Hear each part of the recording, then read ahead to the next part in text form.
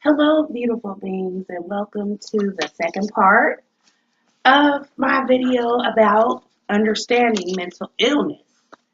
Okay, so today I'm going to be breaking down a little bit more about the subject and what the umbrella of mental health in terms as far as how we process our thoughts and how we respond to stimuli in our environment. So we went over the different parts of the brain on the first part of the video, the reptilian brain, the paleo-mammalian brain, and the neo-mammalian brain. And we talked about how filtering thoughts through different parts of the brain is what people are referring to as far as being mentally ill or not being mentally ill. So this time I'm just going to take it to level 2 and I'm going to talk about it in terms of frequency and patterns of thought processes that we have. Because there is no really mental illness per se, but there are only frequencies or patterns of thought that we use to basically filter information and allow us to understand and be able to respond to the stimuli in our environment. Now, when we're talking about being able to respond to stimuli in our environment and the frequencies and patterns of thought processes that equate to mental illness, we're only looking at things on a scale, okay? At the top of the scale, there is higher thought and higher thought patterns. On the bottom of the scale, there are lower thought frequencies or lower thought patterns. So, in between that, in the middle of that scale, is what I'll call brain processing. Because everything from the environment, all of the stimuli that we take in, all of it has to go through the brain first. And then we have to decide what we do with that information, how we will respond to it or behave now that we have this information. So, when we're talking about mental illness, we're talking about lower thought frequency patterns or lower thought patterns or lower thought frequencies. And what happens is when that information comes in and registers into the brain, then it either goes up into higher thought or the thought energy goes back down. And the reason why it goes back down is because people are what I like to term as body conscious, okay? So when the energy goes up to the brain and it comes back down and it's looking for responses, it's going to only look for responses in the body if we're on a lower thought frequency. Once we go up outside of the brain into a higher thought frequency or beyond the animal brain thought frequencies, then we're able to observe ourselves and not just respond with our body, but we're able to use our intellect, okay? And intellect has two parts, okay? There can be chemical deficiencies in us, or what I term as mistranslation or minimal, we're using minimal wiring of the brain only, okay?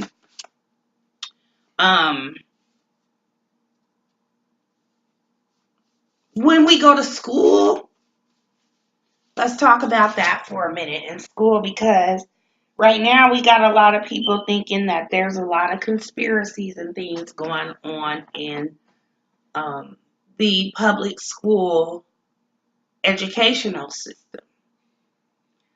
So I won't say that there are not conspiracies, okay? But what I will say is that the conspiracy theory mostly boils down to the fact that school is using and developing only the animal brain part of who we are. So that when we're in school, we're learning to compute, we are learning to use different parts of the brain to process information, to analyze, and to compute, and to basically use a higher form of animal thought or animal reasoning, okay? So we're going to talk about the difference between the animal thought reasoning or the lower thought frequencies that use animal thought reasoning. And then we're going to talk about the higher thought frequencies that use divine thought reasoning. So we have what we call biochemical messages. And biochemical messages are the simplest level of consciousness or base consciousness that can facilitate the creation of neural pathways in the brain, okay? So what I'm basically saying is, you know how we learn 2 plus 2 is 4, 4 plus 2 is 6, and then we learn how to count by twos. And then after we learn how to count by twos, we learn how to multiply by 2. Okay, so this is a knowledge base that is steadily building up. We're learning this when we are going to school. We're learning these concepts, and it's steadily building one on another. And the concepts that are building, when they're building, they're creating these neural pathways in our brains, so that way we'll be able to associate different pictures, images, with different processes that we do. So we know that a plus sign is addition. It's math, okay? But it's addition. We know that a subtraction sign is math as well, but it's mathematics. And here, this is where you get into the languages associated with images, okay, in our minds. And, that is how language is, can be very detrimental to your development.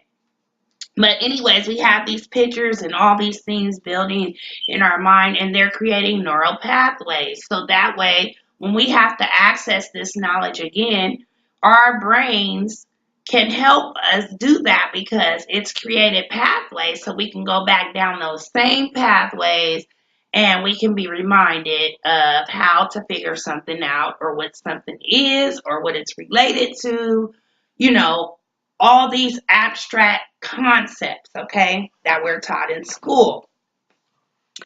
So biochemical messages also help to facilitate mood, okay? And mood, that is if you're feeling a certain way, okay? Say, for instance, excited, that's a mood. Sad, that's a mood, okay? Moods and feelings kind of overlap each other, but they're a little bit different because a mood can be environmentally influenced, and a mood creates a feeling. But a feeling is not necessarily always environmentally influenced. It can be influenced internally as well. And that's why I call my company the Institute of Core Confidence, because we're talking about motivation and confidence facilitating that from the core of people, not from the outside. So we're not going to use different things to make us feel a certain way. So in these moods, we do create biochemicals like dopamine, okay? This has to do with the part of you, your avatar, which is an organic portal for life, okay? And what I mean by organic portal is that your body is actually used to harness or to basically shield an energy part of you, okay? And when it comes down to these mental illnesses, a lot of the biochemical messages that are produced, they come from biochemicals, okay? And biochemicals are your dopamine, your norepinephrine, all these different hormones and chemicals that make up the physiological organic portal that you are, the avatar, as I like to call it, because when you have a certain amount of spiritual energies coming in, you are now the host of a divine being, okay? Biochemical messages do not represent that divine being or energetic being that is inside or lives through this portal that we call a human body. So depressions, anxiety, or different mood disorders come under the mental illness umbrella, okay? Processing information in a distorted manner, because energies are translating over properly, timely, or untimely and improperly. When these energies are not coming through, it's because our portal has become distorted in some way. And the divine beings that live within us, inside of us, they have a problem, okay? Because these beings come from source, okay? But they have a problem with using an organic portal that has been traumatized or abused early in life. This distorts, or it basically throws off those energy centers that we have in our body called chakras. And with those being thrown off, the energies are not allowed to come in a consistent manner and translate over into the other things that we need to form higher thought or to even initiate, some of these biochemical energies that we need. We have a certain amount of energies coming through when we are developing as fetuses in the womb. And some of these energies are of a lower soul nature, okay? Those energies will not consistently come through when we have been hurt very, very badly in our bodies and our minds, okay? We tend to have lower frequencies, which block those energies from coming through, and the blockage of those energies coming through keep us on lower frequencies. We are energy deficient because we shut down feeling due to shame, guilt, and ego. So when we have trauma and abuse, let me just kind of explain this. That's not the thing itself that stops those energies from coming through. But what happens is that we start to go against ourselves, if we can say that, to think bad about ourselves. Maybe that we caused a bad thing to happen to ourselves, like being molested. A lot of people go through this and they feel shameful. They don't want to let this out because they feel like it's my fault in some way. I caused this and I'm ashamed. Okay? This is a very strong feeling that creates self hate in individuals. Also, there would be guilt. Guilt, a feeling of remorse or sadness or badness about something that happened to you. You know, like I said, we'll use molestation as the example, or the consistency by where we develop guilt early in life because you know we feel like we could have done something or we could have stopped something, so we have guilt because we did it. Okay, guilt is always something that comes because you didn't behave in a certain way that you felt that you were supposed to behave in the past. So the result is a feeling of guilt or regret.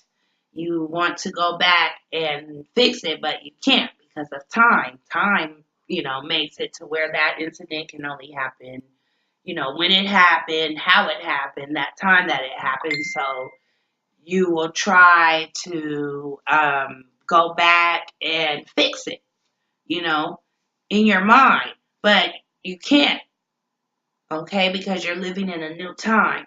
So you'll develop feelings of guilt because of that, feeling like, you know, it was something that you could have avoided. And then lastly, this also creates what you call ego. Now, most of us have ego, and ego is not a bad thing. Actually, developing ego can help you protect yourself from different things until you do develop higher thought. But what ends up happening is that the ego created, all these, I'm supposed to do this, I'm not supposed to do that, I'm supposed to do this, I'm not supposed to do that. Okay. So after you realize what you're supposed to do and what you're not supposed to do, then you create, a certain amount of behaviors as a buffer, okay? That you decide, okay, I don't care that nobody says I'm not supposed to do this. I want this to be a part of me, and I'm going to build this into my character. So that's what ego is. It's just a character that's been built up by you to sometimes provide a buffer on different things, how you'll react to something and how you won't react to something, okay? Or how you will stop something in the future or how you won't stop something in the future, okay? This is a fake character that we build up over time um, in response to the environment, okay? So, we process information through our two lower brains, and this is how we build the ego. We want to specialize or personalize certain behaviors so that we can make people think certain things about who we are. Okay? This happens through our two lower brains. We don't have higher thinking. So it happens through our reptilian brain, which is wired like a reptile, which is basically focused on survival and it's base consciousness. It controls our body reactions and how we basically respond to stimuli in the environment when it comes down to our survival. Okay, so ego can be built up as a way to survive something. When people go through bad things like getting raped or getting molested or getting neglected, early in life, we build these egos up so that we can kind of control some of the responses that we have. Now, a lot of people are triggered when they're working or filtering information through that reptilian part of the brain. They don't necessarily know or can step back and observe. They don't know how to step back and observe their behavior and kind of use different parts of themselves to collect the right response, okay? So they're just triggered into a response because, just say somebody said something to make them feel bad. Then they react violently and hit that person, okay? They didn't really mean to do that, but they were triggered to do that based on the emotion that they were feeling at the time. And all of the things that people have taught them about how you're supposed to behave or not behave if someone says something like that to you, okay? So, the two lower brains also control our mammal functions. So when you're talking about mammal functions, the easiest thing that you would think of is how we birth and rear our young. So people who are operating from the lower brain can supply their children with the basic needs, um, including some amount of love and care. Okay, they won't be neglectful if they are operating from the reptilian brain as well as the paleo mammalian brain. They won't have to be taught those things. Those things will be kind of second nature.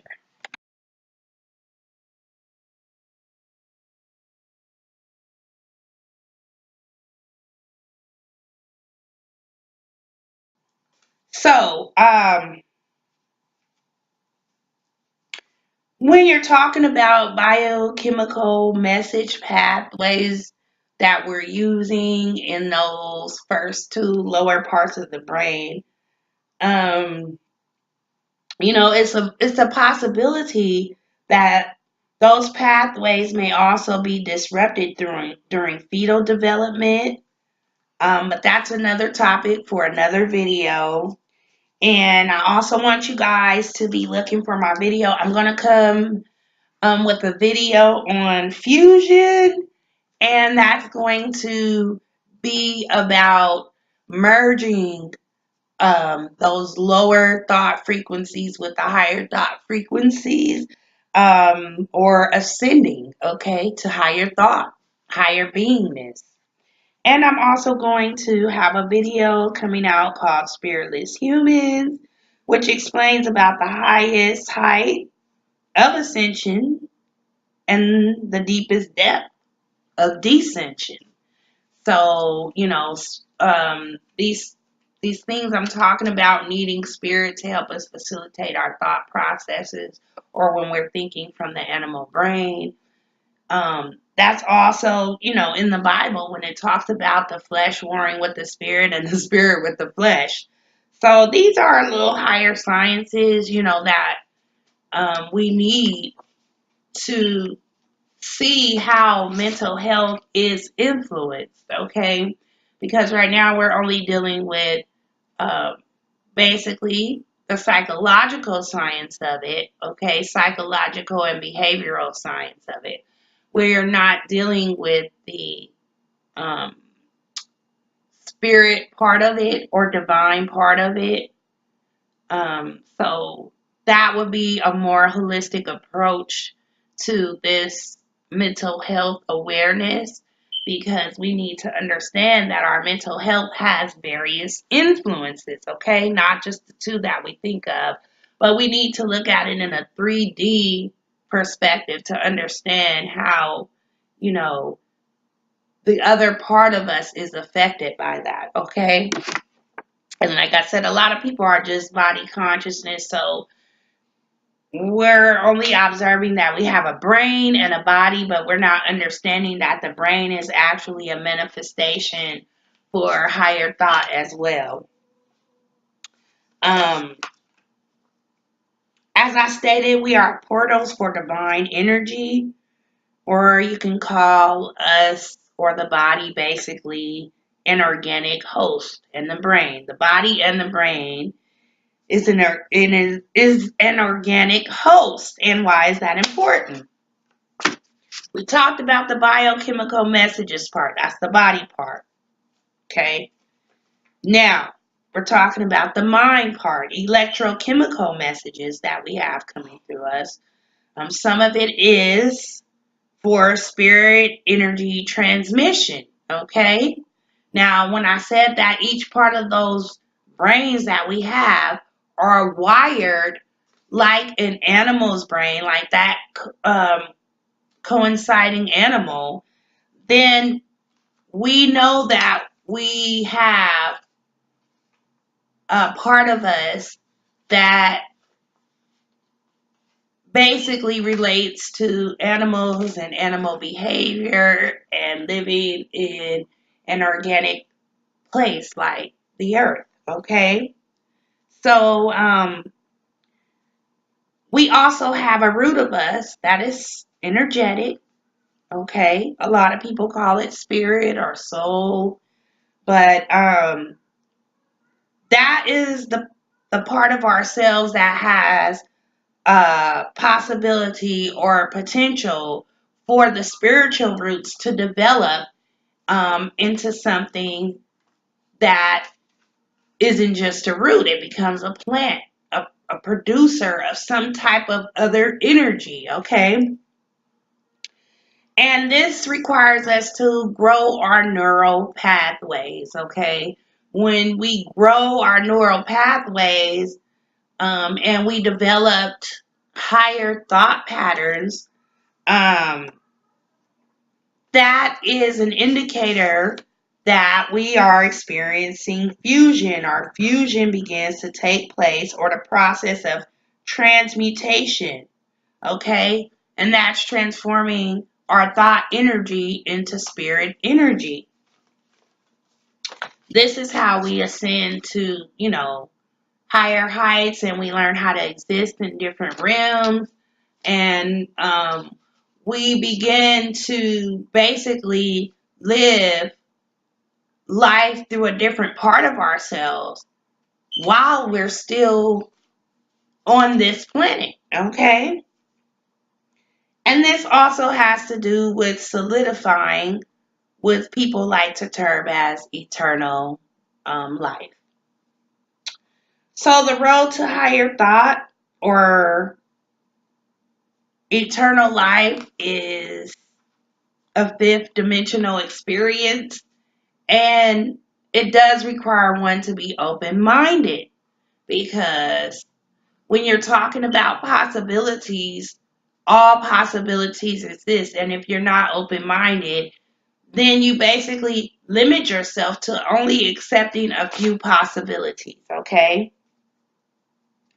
So when we're developing higher thought and our neural pathways in our brain, we have some for biochemical messages, but we also have some for electrochemical messages. That's higher thought, reasoning, okay?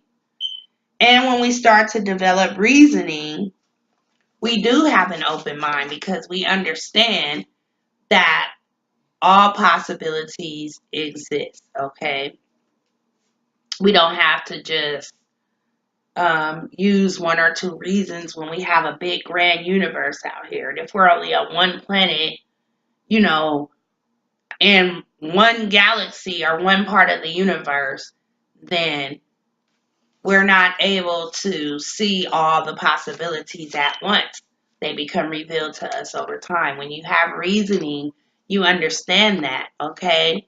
And just like we have pattern behavior, there's also patterns in creation.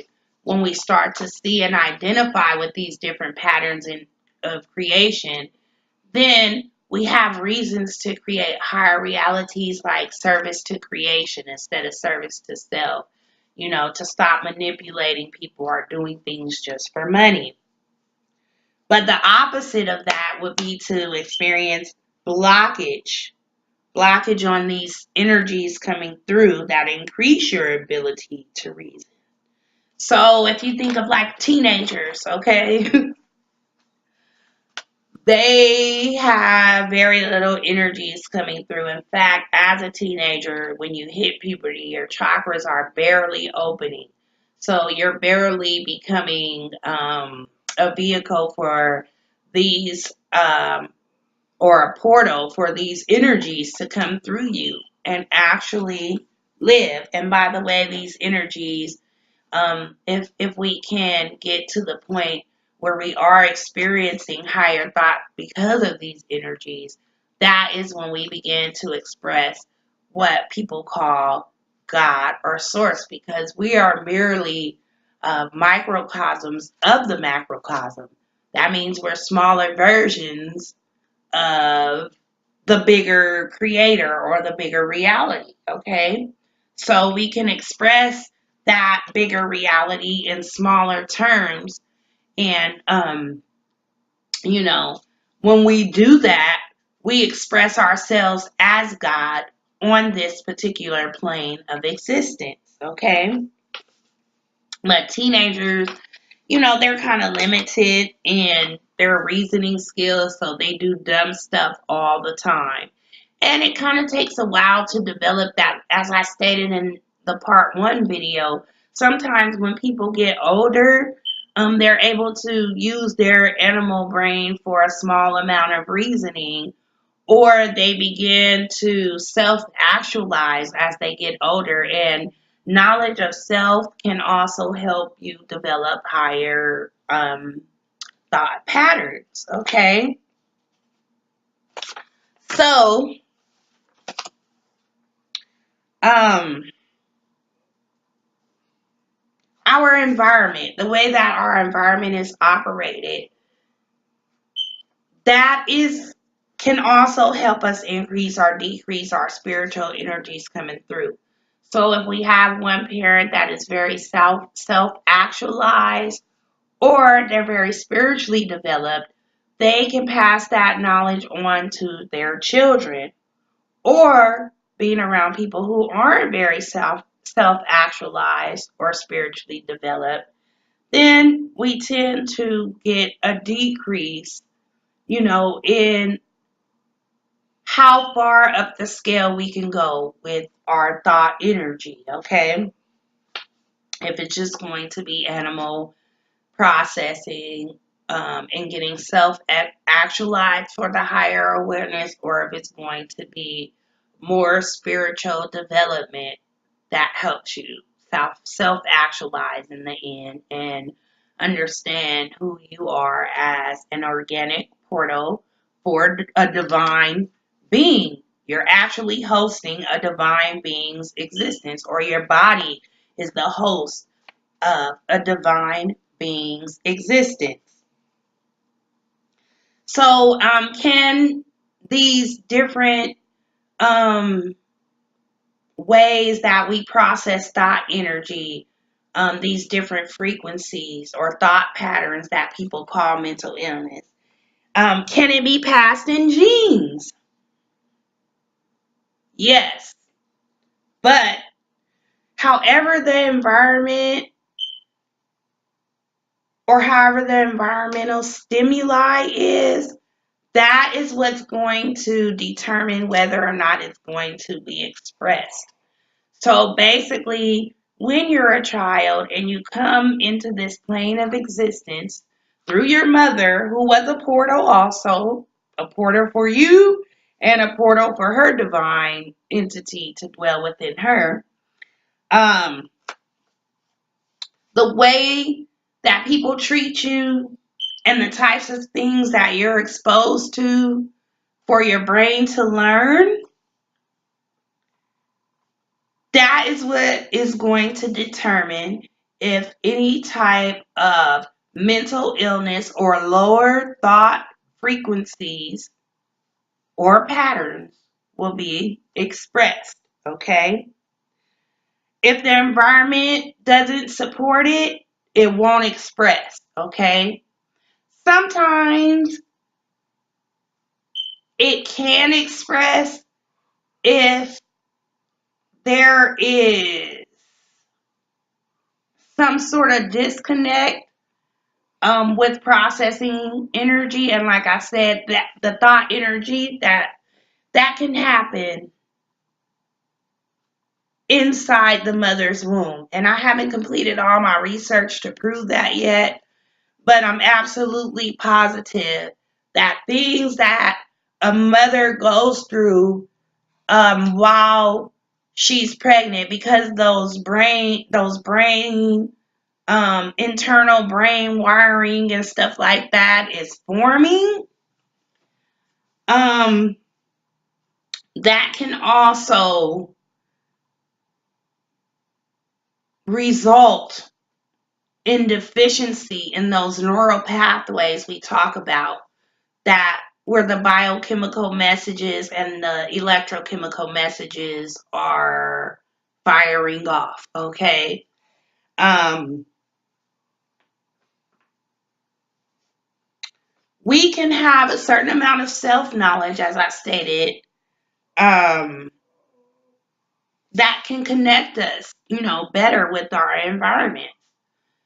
So when we're talking about that, it can improve our electrochemical pathways and provide a reason to reason. So when I say, a reason to reason, like culture is teaching us, okay, this is what we have to look forward to. These are going to be the roles that we're going to play. So now you have a reason to act a certain way or display certain characteristics, okay? But when we're going back to the spirit energies, the proper translations of energies depend on different things. So I'm just going to basically school you on that real quick so you can understand how to, or how these energies come through you, how you're a portal, and why you're a portal for divine life. The proper translations of energies depend on your breath. That means the spirit energies are prana that you're taking in from the air, and how you're using those. Okay? And it depends on your mood, how you're feeling. That's why people who have been molested or raped or abused as a child or traumatized, those soul and spirit energies do not come in or come through because their moods are being influenced by those events. And when your moods are influenced by those events, you tend to kind of block out any type of thing that either makes you feel those things, which a soul or a spirit does, because you can actually live in the moment, when you have those parts of yourselves. And when people experience trauma like that, they don't want to live in the moment, because living in the moment sometimes means flashbacks.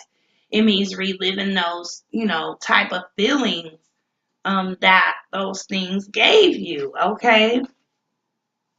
And when you're reliving that stuff, if it's pain, sometimes we don't want to process those feelings. We just want to get rid of it some type of way, get distracted from it, or have our feelings altered with different type of substances and whatnot. So we don't have to feel that because it hurts, okay?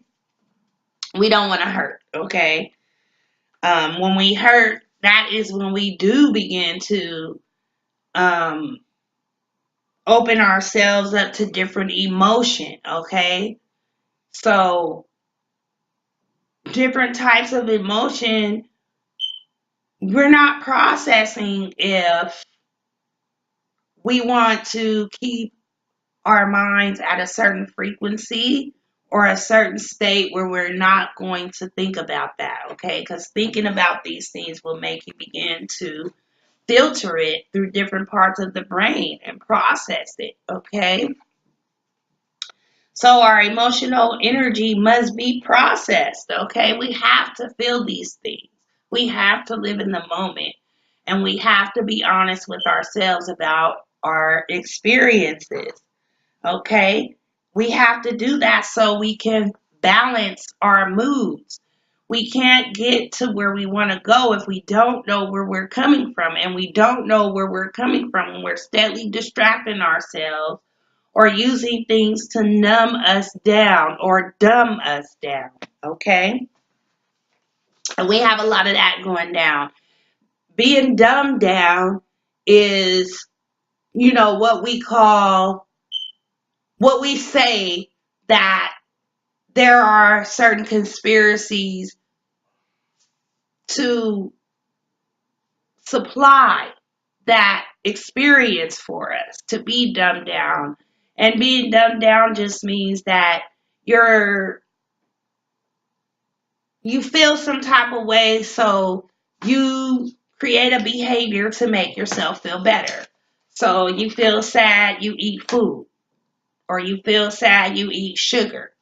And after you eat the sugar, then you get flooded with some biochemical messages that kind of drowns out the emotion and kind of drowns out, you know, how you're feeling so you can change your mood.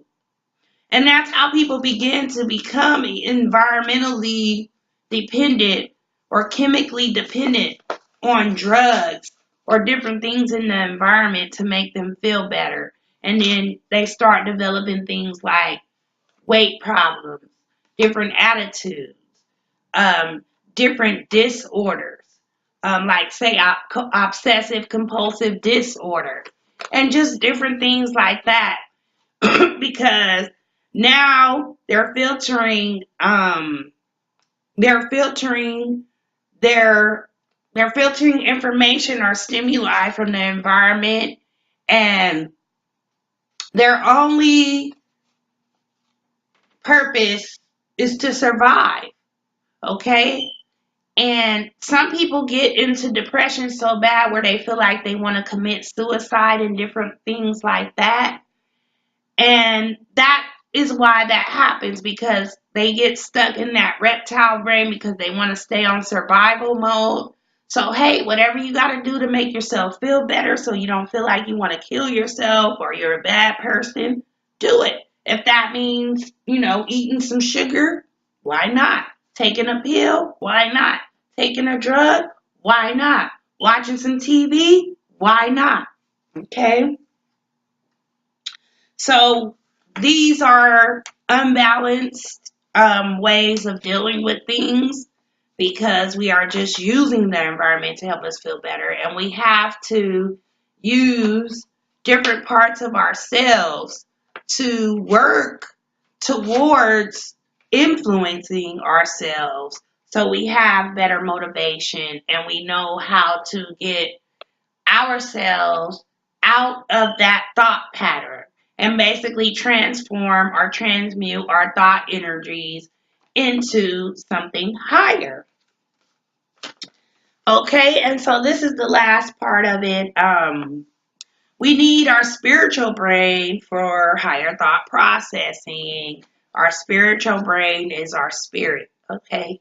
We have to be able to have that part of us to kind of filter thoughts through to help us. And we gain that a number of ways. Mostly it's self-knowledge. Self-knowledge usually comes later in life. People don't give us self-knowledge. Our culture here in America does not facilitate self-knowledge. It facilitates history and knowing about patriotism and how great our country is, but it does not facilitate self-awareness, self-esteem, and self-realization. Okay? We also have different parts in the brain, as I stated in the last video, and I will be doing another video about the brain to explain the higher thought processes that develop when we use those other parts of the brain. But if we're in our brain, we're going to have fear, of different things that threaten our survival, okay? And they're going to keep us locked in using the wiring of the reptile brain to filter information or knowledge. With this part of the brain, like I said, people are normally triggered into violence. People are triggered into doing all types of drugs and stuff like that to help them maintain a certain state um, where they're dumbed down, they're numb, or they can't feel different things. And in those types of consciousnesses, you can easily do things to other people and not have empathy because you're not even empathizing with yourself.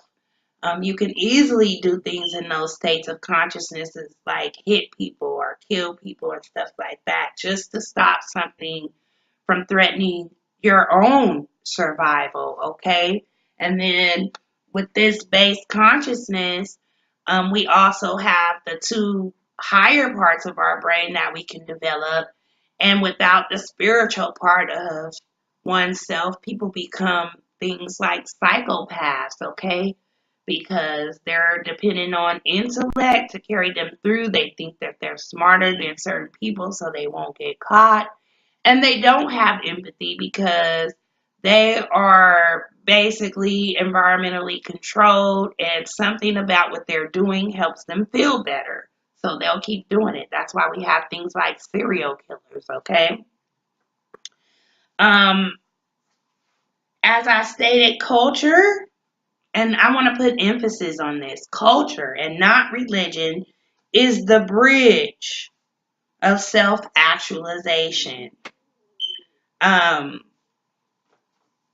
Religion does not teach us about who we are in relation to the universe. It is very limiting because it basically tells you who you are in relation to a God and higher beings, okay? Without explaining to you how high of a being that you actually are, even though you're an organic portal to experience this higher existence. It doesn't tell you that you need to merge, okay, your thought energies, your lower and higher thought energies.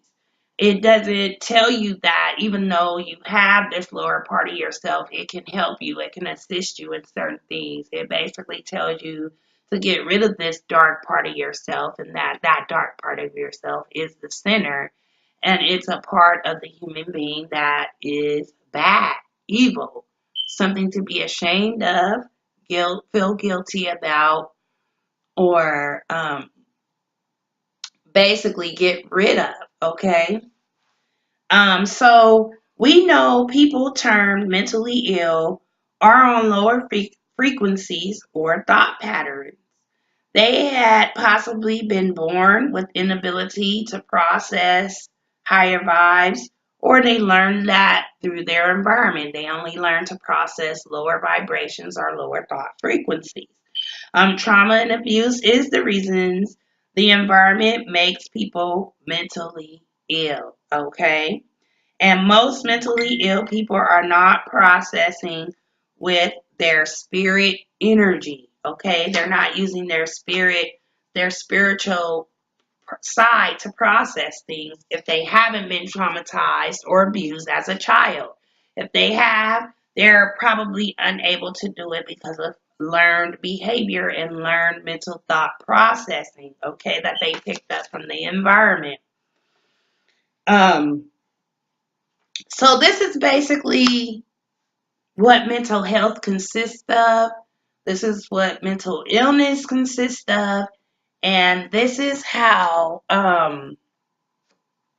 we can understand the root of mental illness, how this happens, even certain personality disorders. People make other personalities and stuff like that based on their ego. They're trying to numb themselves or to dumb themselves down so they can be distracted or not feel the feelings of what is deep down inside that dark part of themselves, okay? So, I hope you guys enjoyed the rest of this video. And like I said, look out for those other videos that will be coming onto my channel about how we fuse the light and the dark energies together to solidify our immortality and continue on the path of spiritual development and enlightenment. You guys have a blessed and beautiful day. Make sure you click like and don't forget to subscribe if you enjoyed the content. Also, I'm going to make sure that I post the links to my web pages and my social media profile, so you can subscribe to those as well and kind of follow me if you like some of the information and the topics that I discuss. I'm mostly psychospiritual, and I like to call myself a psychospiritual counselor, but it's actually called transpersonal counseling. I do help people develop higher forms of thought, okay, higher forms of awareness and consciousness, and I'm available for anyone who feels like they need to utilize these services. And most of those people, if they do, they understand, being blocked in the energy portals or chakras, and they've experienced some type of negative situation or pattern behavior and would like to change that. They would like to do their self work to change that. So if that's you, like I said, I'm going to make sure I put all those things up for you to get in contact with me in the box below. Make sure you comment if you have some information for me. Even if you feel like I got something wrong, comment. Let me know. Let me know what you think, what your perspective is. That doesn't mean I'm going to change mine. But, when we communicate and stuff, that helps us get to higher forms of thought too. By basically picking apart this information and this knowledge and looking at it from all angles, okay? Not just one angle. We don't limit ourselves. So, I'm going to leave you guys with that, and I hope you found this helpful. Hopefully, some of this information and knowledge can help you. And if you do want applications, contact me. Let me know. All right, beautiful beings. Be safe, and I wish you all the best on your spiritual journey.